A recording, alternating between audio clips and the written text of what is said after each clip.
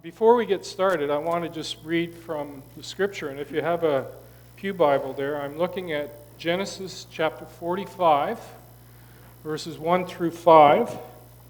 And that's found on page 48. Genesis 45, 1 through 5. Then Joseph could no longer control himself before all his attendants, and he cried out, "Have everyone leave my presence." So there was no one with Joseph when he made himself known to his brothers. And he wept so loudly that the Egyptians heard him, and the Pharaoh's household heard about it. Joseph said to his brothers, "I am Joseph. Is my father still living?" But his brothers were not able to answer him, because they were terrified at his presence. Then Joseph said to his brothers, "Come close to me." And when they had done so, he said, "I am your brother Joseph, the one you sold into Egypt. And now do not be distressed and do not be angry with yourselves for selling me here, because it was to save lives that God sent me ahead of you." Now, I'm going to do something that's a little unconventional, but you probably expected that, those of you who know me. I'm going to ask you to do me a favor. I'm going to ask you to turn to somebody who's nearby, and I'd like you to very, very briefly share your testimony. You don't have to go into great detail. And if you are not somebody who's following Christ right now, just politely listen. But I'd like you to turn to somebody right next to you or nearby and share your testimony. Go ahead.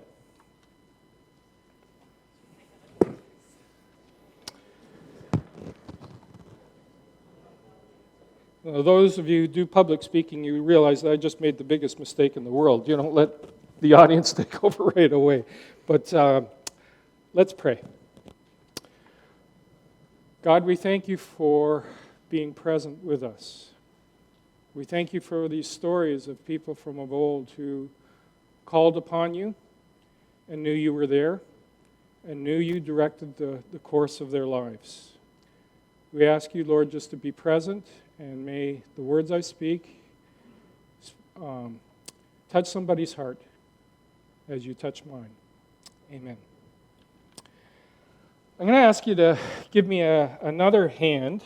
I'm going to give you, for those of you who don't know me, I should have said people would call me a retired public school teacher. My students might have called me something else, but that's what I did.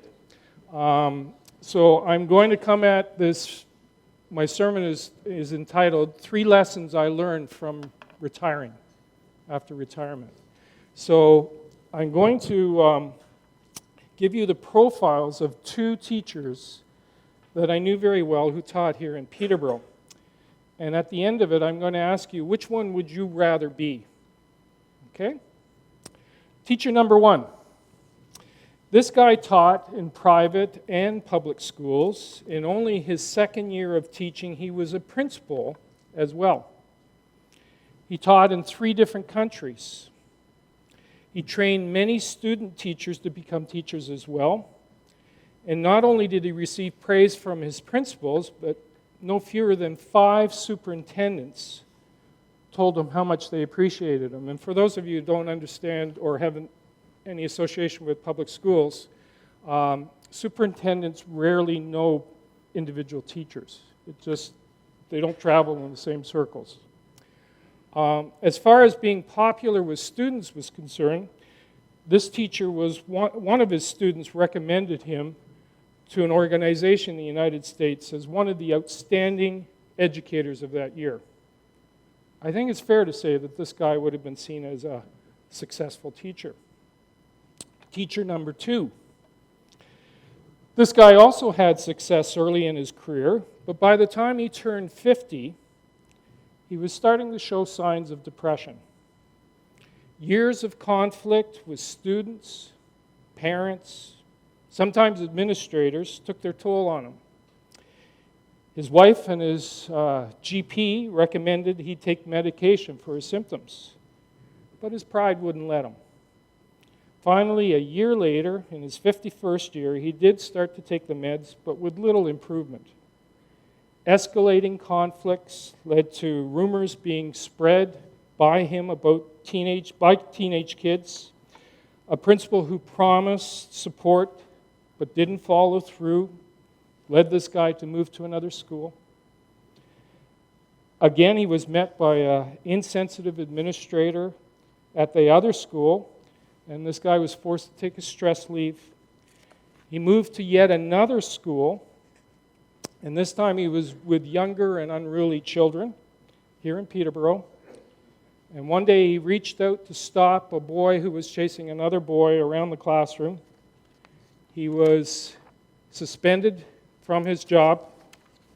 He was investigated by the Children's Aid Society. 2 months later, after the Children's Aid Society exonerated him, so there was no harm done to the child, his school board wanted to add further punishment, and the guy quit. Not a happy story. So, who would you rather have been? It's pretty obvious, right? Almost all of us would say, I'd rather be the teacher number one than teacher number two. Would it surprise you if you found out that both of those teachers were the same man? Yeah. And it was me. That's my story in education. I found it really, really hard to believe that that could happen to me. And how can anybody who is a Christian, who's following Christ and trying to do their best, have things like this happen to them? Perhaps you've experienced something even worse than I did in my workplace, or even worse, in a severed relationship. I don't know your story. However, these are 3 lessons I learned after I retired. Lesson number 1. Redemption is possible. One of the lies I believed about myself was that I was the role I played. If people back then asked me who I was, I would have responded, I am a teacher. Perhaps when people ask you who you are, you say, I'm a construction worker. I'm a nurse. I'm a homemaker. I'm a mechanic. You fill in the blank. Our society loves attaching importance to the roles people play, but not necessarily their character.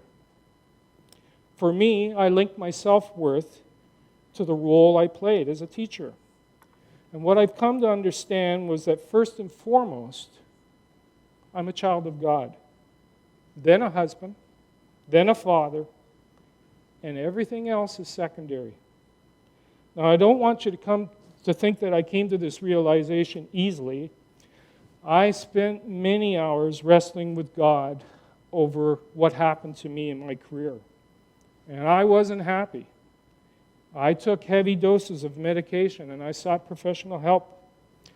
I leaned very heavily upon my wife, my children, my friends for support. I also had people from the church praying for me. I don't see John Cottle here this morning, but because he was a former school teacher, I think he had a sense of what was going on for me, not the whole story, but he would often tell me he was praying for me. And don't underestimate how much you can feed into somebody else's life by just doing that, praying. Today, I no longer need professional help or medications. And if you do need these things, please don't think I'm judging you or this is something that you don't require. I know lots of people who do. However, for me, I don't need them any longer. My family has forgiven me for the unhappiness I caused in our household, and I did cause a lot. We had some difficult conversations. But things are better now. I think all of them would say, I'm not the man I used to be. In short, I've been redeemed. God not only helped me to heal my spirit and my relationships in my family, but He also allowed me to teach again. I had some opportunities to teach out west when we were in Victoria. Last fall, I was hired as an instructor at Trent University to teach English as a second language. And presently, I'm working with a group of Mexican students who are here for a month to upgrade their English skills. Redemption is possible. Here's a neat story of redemption told by Henry Nouwen. Those of you who love Henry Nouwen, it's in his book called Our Second Birth. It's a story of a Catholic cardinal in Chicago. His name is Cardinal Bernardin, and the cardinal was, unfortunately, wrongly accused of sexual abuse. So this is Nouwen speaking. I spent half an hour talking and praying with him. I was deeply moved by our conversation. He told me about Stephen, who had falsely accused him of sexual abuse and had later withdrawn his accusation. It had been major news and had caused great suffering for the cardinal. After it was all over, he decided to visit Stephen in Philadelphia and offered him his forgiveness, pray with him, and celebrate the Eucharist. The Eucharist in the Catholic tradition is communion. Stephen, who lived with AIDS, had very hostile feelings about the church and was deeply touched by the gesture of reconciliation. For Joseph Barnardine, as well as Stephen, this had been a most important moment of life, a moment of true healing. This is Cardinal speaking. Now both Stephen and I are severely ill, Stephen with AIDS and I with cancer. We both have to prepare ourselves for death. Stephen calls me nearly once a month to ask me how I am doing, and that means a lot. We are now able to support each other.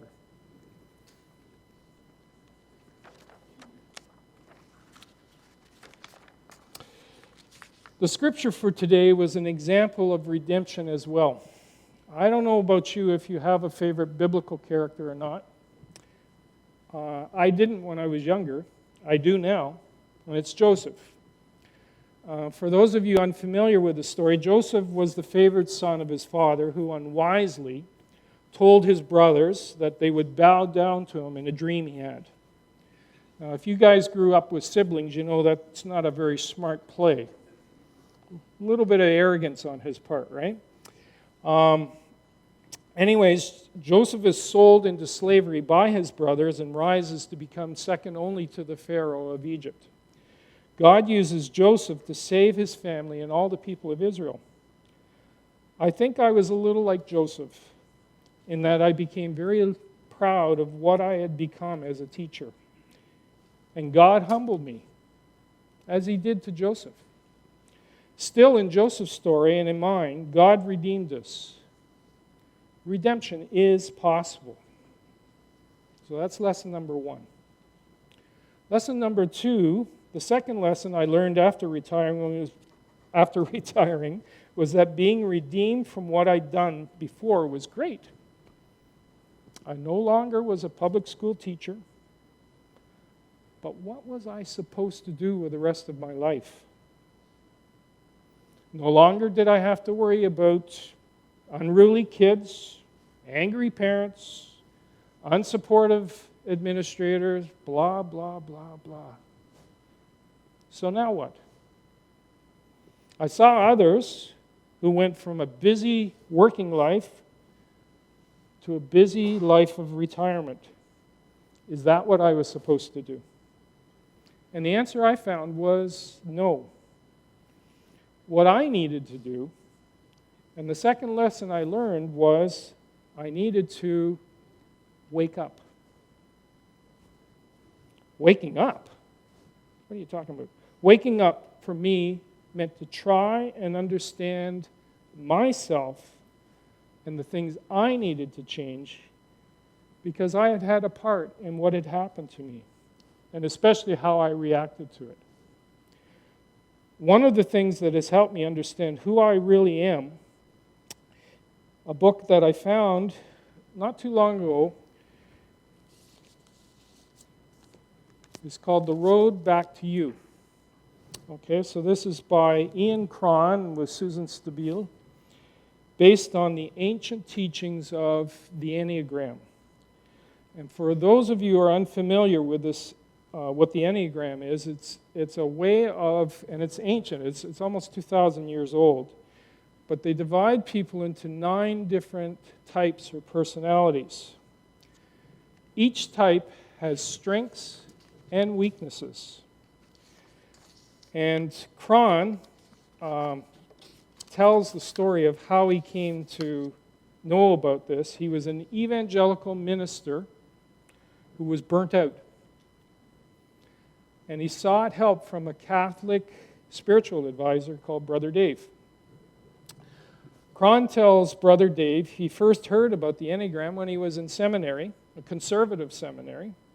And Cron mentions he was reading about the Enneagram to his professor at the time, and the professor said, "Get rid of that, burn it, it's from the devil." So if you're a little scared, that was somebody's perspective. This is what he says about his interview with Brother Dave. This is Brother Dave speaking. "It's too bad your professor discouraged you from learning the Enneagram. It's full of wisdom for people who want to get out of their own way and become who they were really created to be." Well, what does getting out of your own way entail? I asked. It has to do with self-knowledge.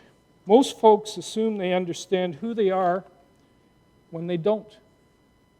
They don't question the lens through which they see the world, where it came from, how it shaped their lives, or even if the vision of it really gives them a distorted one or a true one. Even more troubling, most people aren't aware of the things of how they are being held back that made them survive as kids are now interfering with their adulthood. They're asleep. Asleep? What we don't know about ourselves can and will hurt us, not to mention others. As long as we stay in the dark about how we see the world and its wounds and our beliefs that shaped who we are, we're prisoners of our own history. We'll continue going through life on autopilot, doing things that hurt and confuse ourselves and everybody around us. Eventually, we become so accustomed to making the same mistakes over and over in our lives that they lull us to sleep. We need to wake up.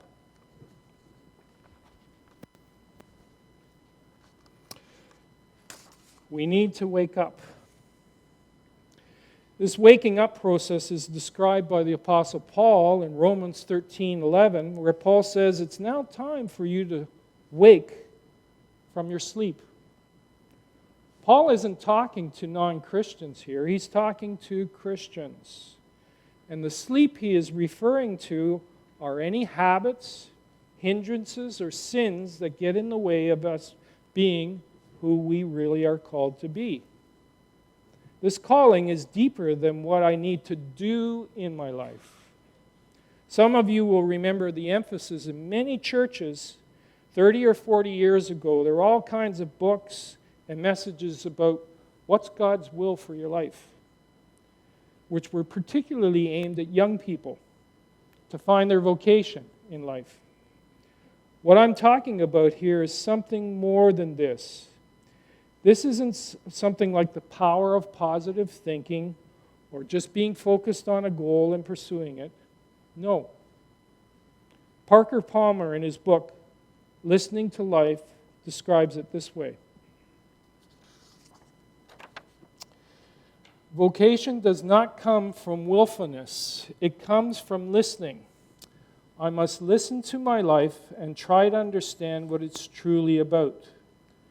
Quite apart from what I would like it to be about, or my life will never represent anything real in the world.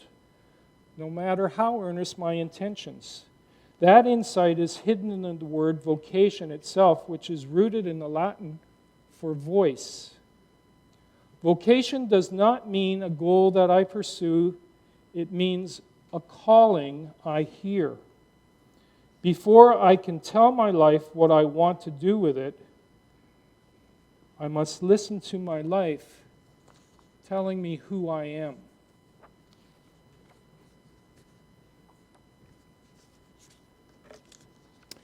I must listen to my life telling me who I am.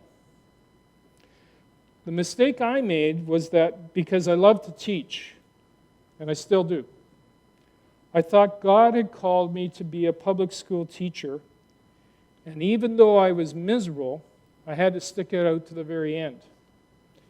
After all, I had some talents to teach, and besides, I had obligations to fulfill in my family. I wasn't really listening to my inner voice, which was saying to me, you aren't living the life you were meant to live. It's making you miserable. Wake up.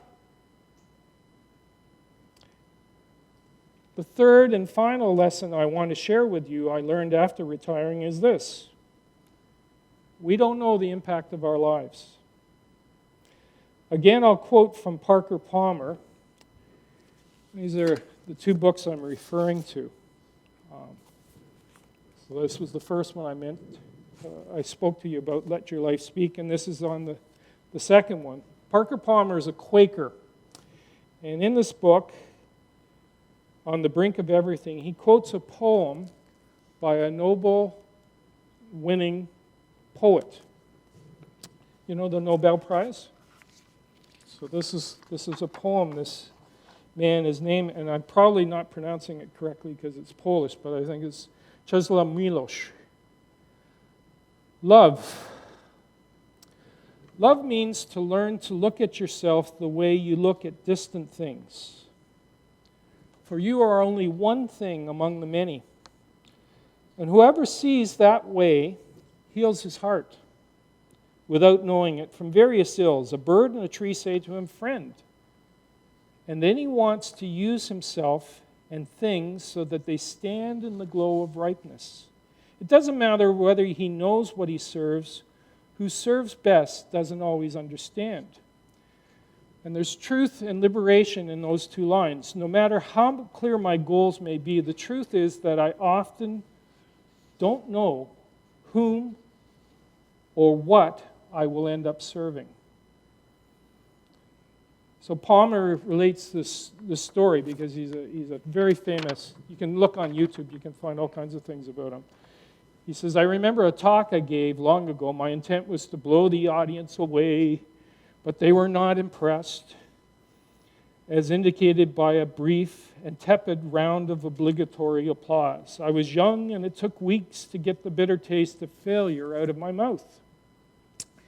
Years later, by rare chance, I met a person who'd been in the audience. I'm glad to meet you, he said. I've wanted to tell you that your talk changed the way I approach teaching, and how good that change has been for me and my students. His words were a powerful reminder to me that I don't know and can't know the meaning of my life, let alone dictate or control it.